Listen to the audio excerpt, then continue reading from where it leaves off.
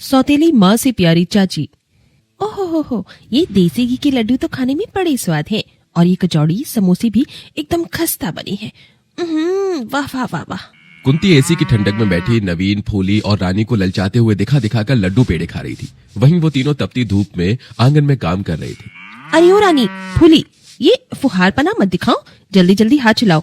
अरे ओ फूली, एकदम साफ से आंगन बाहर, और तू रानी जल्दी जल्दी उपले पात। जी रानी दीदी, मुझे भी लड्डू खाना है। नवीन ने हाथ बढ़ाकर लड्डू मांगा। माँ, एक लड्डू मुझे भी दो ना। ले, मेरे लाडे सर को लड्डू खाना है। ये कहते हुए बेरहम दिल कुंती उसका कान उमेट देती है। माँ बचाओ। बुला ले अपनी मरी माँ को, मगर वो नहीं आने की। बड़ा आया लड्डू खाने, चल भाग। कुंती ने उस बेचारे को न सिर्फ दुत्कारा बल्कि उसे जोर से धक्का दिया, जिससे नवीन का सिर गाय के खूंटे से जा लगा और वो लहूलुहान हो गया। दीदी, नवीन के सर से तो खून बह रहा है। इतने में वहां मनसा आ गई। उसे देखकर तीनों बच्चे उसके गले लग गई। मनसा मौसी। कुंती ने मनसा को पहली बार देखा था। इतने में उमेश खेत से लौट आया। कुंती तीनों बच्चों को छोड़ अंदर चली गई। रोते मन से मनसा ने कहा, उमेशी, क्या है ये सब? मेरी सहेली गंगा कहाँ है? जवाब दीजिए मुझे। उमेश मनसा को बीती बातें बताने लगा। देख गंगा, इस बार मुझे बेटा ही चाहिए। पहले ही इन दोनों मनहूसों को मेरी छाती पर मर दिया है। अगर इस बार भी बेटी पैदा हुई तो उसे खौलते दूध में डाल दूंगा।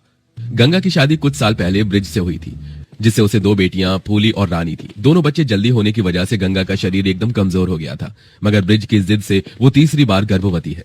वो दिन रात भगवान के आगे यही विनती करती कि उसे बेटी ना हो, और उसने तीसरी बार एक बेटे को जन्म दिया। रानी, फूली, तुम दोनों को अपने भाई का ध्यान रखना है। ये कहकर गंगा ने अपने जन्मे बेटे को गोद में उठाकर कहा, मेरे लाल, मुझे माफ कर देना। मैं तुझे अपना दूध भी नहीं पिला सकती। मेरी उम्र तुझे लग जाए। जियो मेरे लाल। और खुद मरते हुए भी वो माँ अपने बच्चे को जीने की दुआएं दे गई।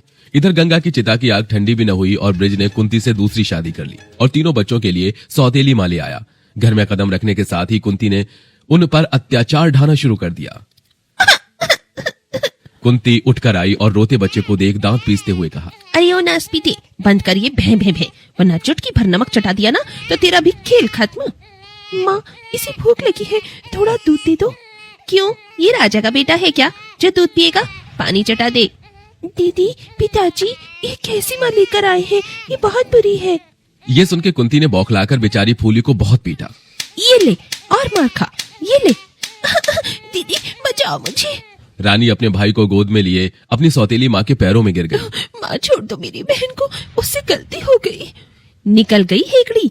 कान खोलकर सुनो, कल से तुम दोनों इस घर का सारा काम करोगी, लिपाई पुताई से लेके खाना बनाने तक। अब तो कुंती खुद पैर पसारे बैठी रहती और उन बेचारे बच्चों से गधों की तरह काम करवाती, तब जाके उन्हें एक रोटी देती। उन्हें न भरपेट खाना मिलता, न कपड़े, न माँ की ममता। उन बेचारे बच्चों का जीवन उनकी सौतेली माँ के चलते किसी नर्क से कम नहीं था। 4-5 साल बीत गए, न नवीन को भरपूर खाना मिला, न समय से टीकाकरण हुआ, जिससे उसके पांव अब पोलियो से ग्रसित हैं। मगर अभी सौतेली माँ का अत्याचार फूली, नवीन और रानी सह रहे हैं। सौतेली माँ कुंती के किए गए अत्याचारों को जानकर मनसा का मन चीख चीख कर रो पड़ा। मनसा, कई बार सोचा कि मैं शादी कर लूं ताकि गंगा भाभी के बच्चों को माँ की ममता दे सकूं, मगर कहीं वो भी कुंती भाभी जैसी ना हो।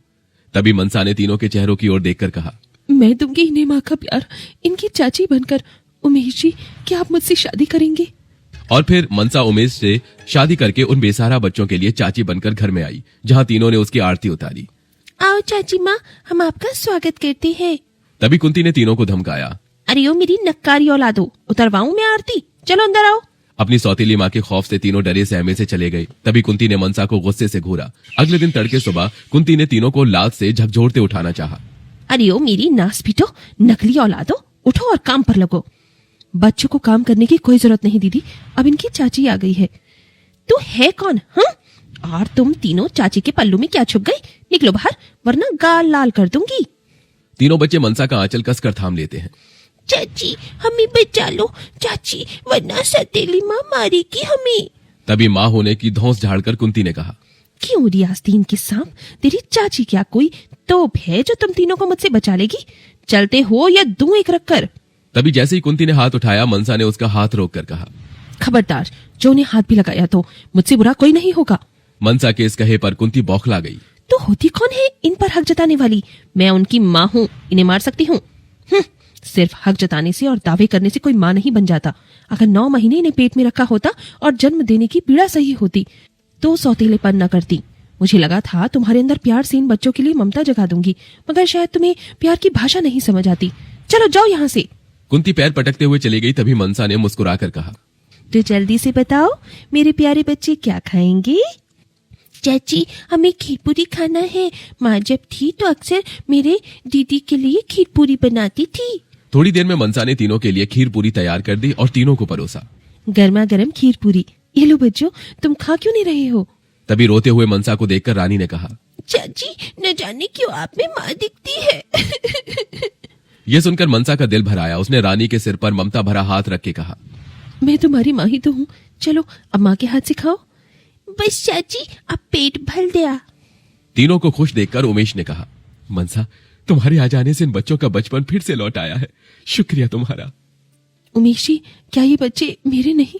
मुझे इनसे मेरी सहेली गंगा की परछाई दिखती है। ये तीनों मेरे लिए अनमोल है। दिन बीतते गए। मनसा ने नवीन को पोलियो ठीक करने के लिए खुद को पूरी तरह झोंक दिया। वो उसके पैरों की मालिश करती, जिससे नवीन आम बच्चों की तरह चलने फिरने लगा। इधर कुंती जल भुन रही थी और उस रोज वो तीनों को खींच कर लाने लगी। जब देखो चाची के चमचे बने फिरते हो, चलो यहाँ से, वरना तीनों की टांगे तोड़ दूंगी। चाची, हमें बचाओ, ये सालिम माँ बहुत बुरी है। कुंती उन्हें घसीटने लगी। तभी एकदम से ब्रिज आ गया और उस दिन जैसे उसके अंदर का सोया हुआ पिता जाग उठा। कुंती, छोड़ दो बच्चों को। माँ, हमें छोड़ दो। तीनों भर्राई आंखों से जाकर मनसा से लिपट गई। चाची, चाची। तभी कुंती ने अपनी एक नई चाल चली और ब्रिज को बुरी तरह भड़काने लगी। अजी, आप बच्चों को इसके हवाले सौंप रहे हैं? ये इनका मन बढ़ा रही है। बच्चों पर लगाम खींच कर रखना चाहिए। मैं इनकी माँ हूँ, इनका अच्छा ही चाहती हूँ। तभी ब्रिज ने स्नेह भरे नजर से अपने तीनों बच्चों की ओर देखकर कहा, बच्चों, तुम किसके साथ रहना चाहते हो? तीनों की आंखों से टप टप आंसू चूए जा रहे थे। उन्होंने एकदम मनसा को देखकर कहा, हमें चाची के साथ रहना है। चाची सौतेली माँ से अच्छी है। ठीक है मनसा, मेरे बच्चे आज से तुम्हारे हैं। मनसा आंसुओं से भरकर तीनों का माथा चूमकर बोली, मेरे बच्चे, अब तुम तीनों को तुम्हारी चाची से कोई अलग नहीं करेगा। अजी, मैं भी तो उनकी माँ हूँ, सौतेली ही सही, ये तो चाची है। जेठानी जी, माँ शब्द का मतलब भी जानती हो आप? जो खुद भूखा रहकर अपनी औलाद को खिलाए वो माँ होती है। जो रात भर जागकर अपनी औलाद पालती है वो माँ होती है। जो खुद तपती धूप में पैरों में छाले पड़ने के बाद भी अपने बच्चों के लिए मेहनत से पीछे ना हटे वो माँ होती है। मगर आपने सौतेली माँ की सारी हदें पार कर दी। इन मासूम बच्चों को भूखा रखा, इन्हें मारा पीटा, अत्याचार किया। माँ शब्द आपके मुंह से भी गाली जैसा लगता है। शायद इसीलिए आज तक भी आपकी गोद भगवान ने भरी नहीं। मनसा के दिए जवाब ने कुंती को सच का आईना दिखा दिया। मुझे माफ कर दो बच्चों, मैं सचमुच माँ कहलाने की काबिल नहीं हूँ, मगर आज माँ का अर्थ तो जान पाई हूँ। तीनों ने कुंती को माफ तो कर दिया, मगर उनके दिल में मनसा की जगह कुंती कभी नहीं ले सकी।